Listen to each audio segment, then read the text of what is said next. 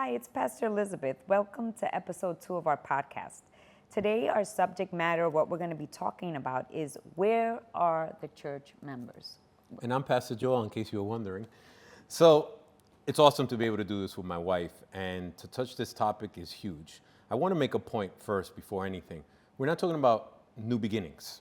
We're talking about the church in general. We're talking about the church across the world.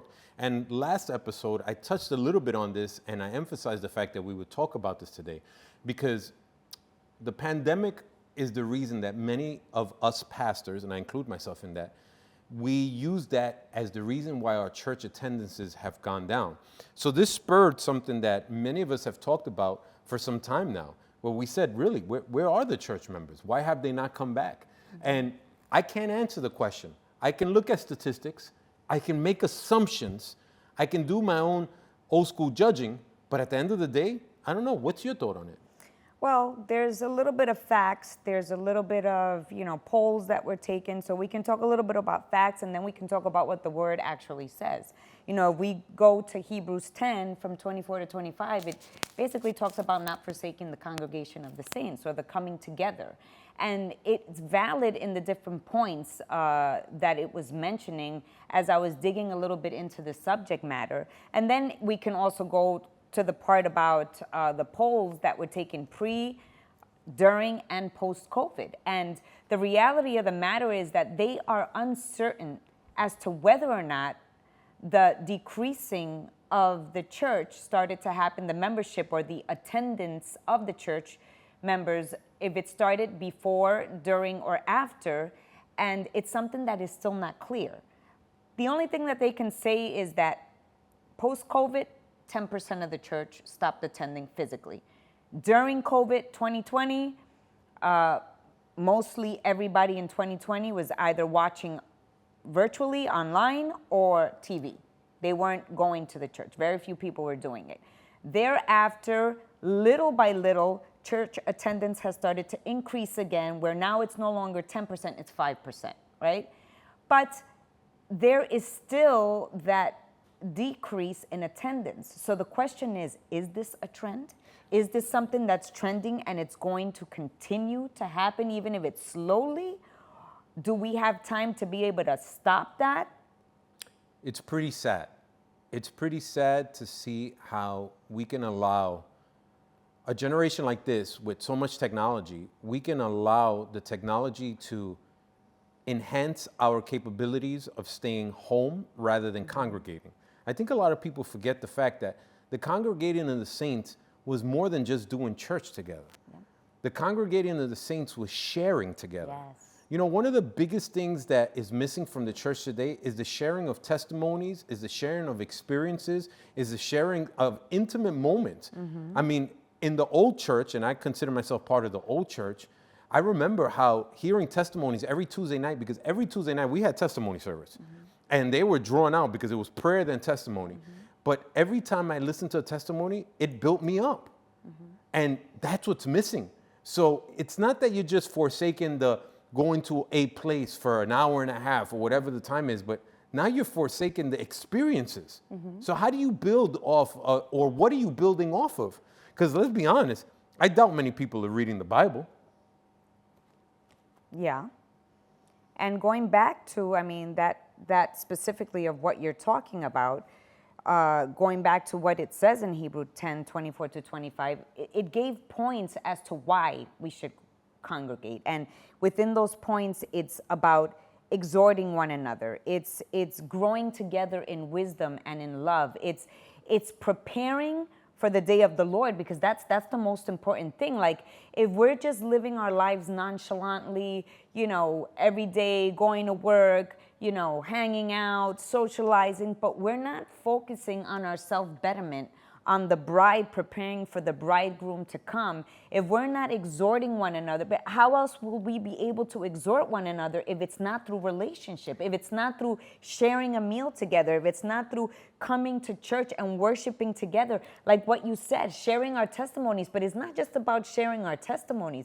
What about sharing our deficiencies? What about sharing our hardships? What about sharing a request. Can you pray for me? I'm going through it. I need your support. Can you please back me up on this? And so I think that a lot of times the church has gotten stuck on the appearing to be good, that good Christian, and then we fail to show the realness of the hardships that we're going through and the importance of coming together to be one another's support. But you know that that's all based and founded on social media.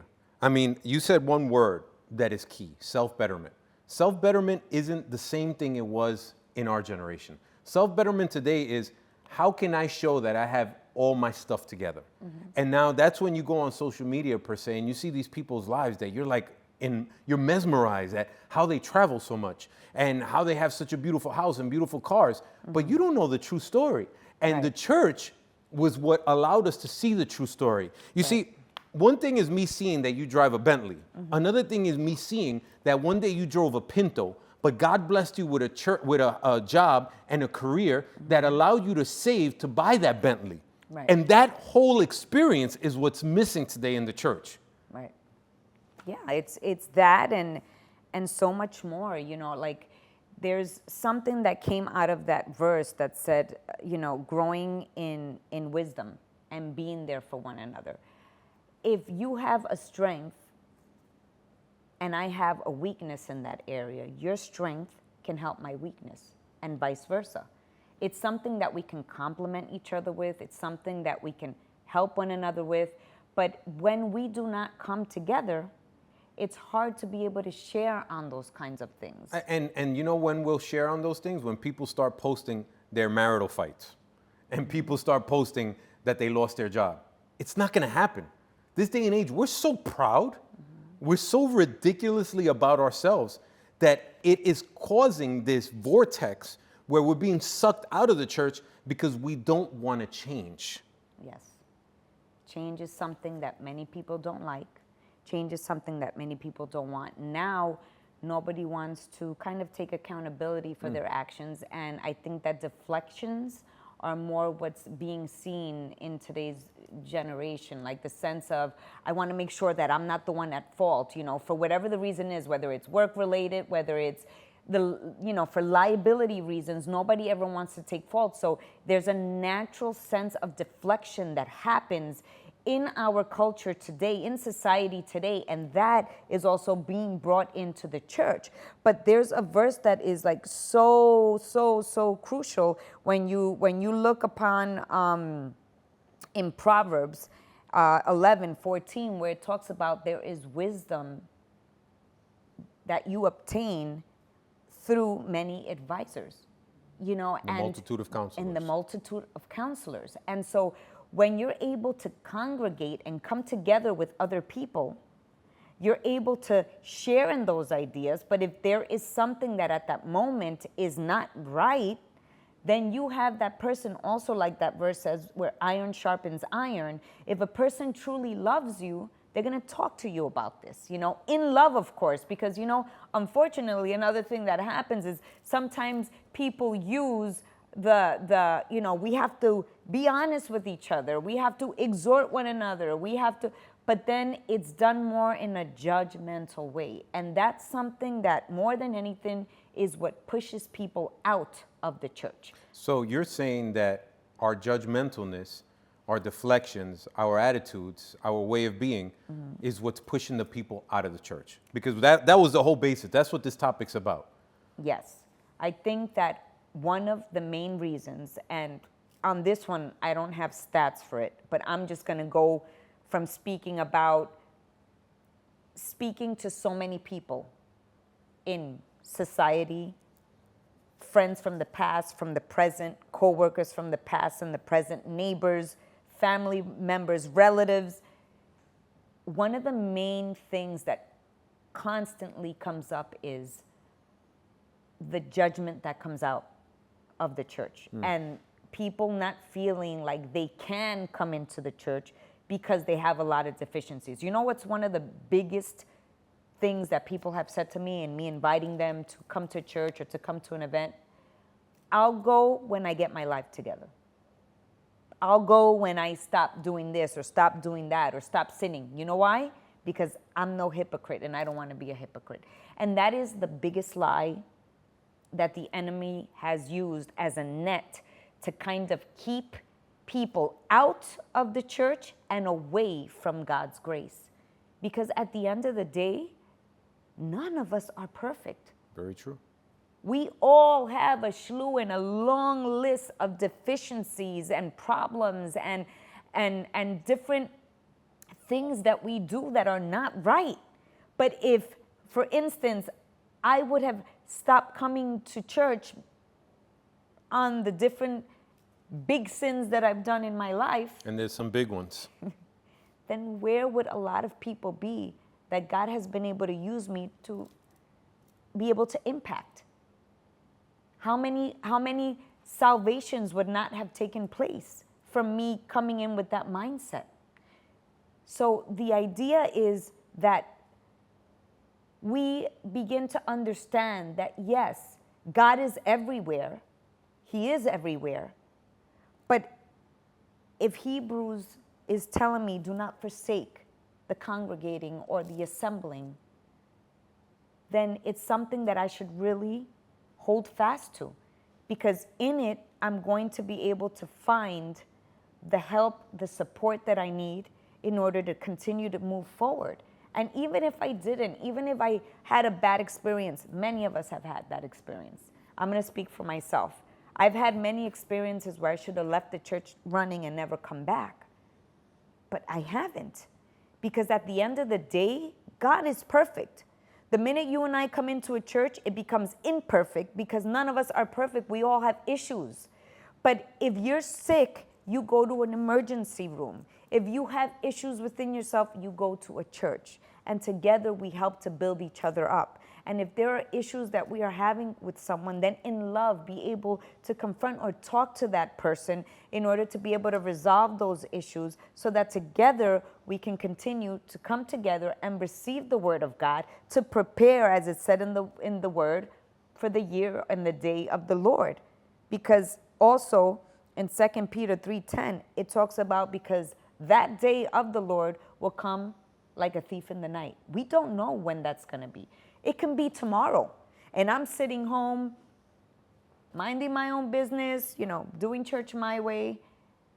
And maybe I have not been able to grow the amount that I should have because maybe I don't have that iron sharpening iron or that wisdom in the multitude of counsel helping me to further my increase and my growth in godliness and what God wants from me to prepare as that bride when that bridegroom comes on the day of the Lord. So like a thief in the night, he's going to come. Are we going to be ready? That's a good question. And let me summarize today's podcast for everybody, because the next podcast subject that I want to touch on is church outside of the church. And this is very important because it's going to sound contradictory to what my wife was sharing today, but it's really not. You see, the objective with these podcasts is to get us to the point where we can make Jesus the center of our lives again. Mm-hmm. That's it. And I don't want anyone out there to think that we're being judgmental towards anyone or scrutinizing anybody or anybody's actions or any church, whether it be a big church, a mega church, small church. No. The objective to this is to bring people back to Christ. Yes. This podcast is about Christ. Yes. It's all about Christ. And if we're messing it up because we're humans, then I apologize for that. Because like we said from the beginning, we're the worst of the worst. But at the end of the day, I believe in the grace of God and his love that he's given us the opportunity to reach you.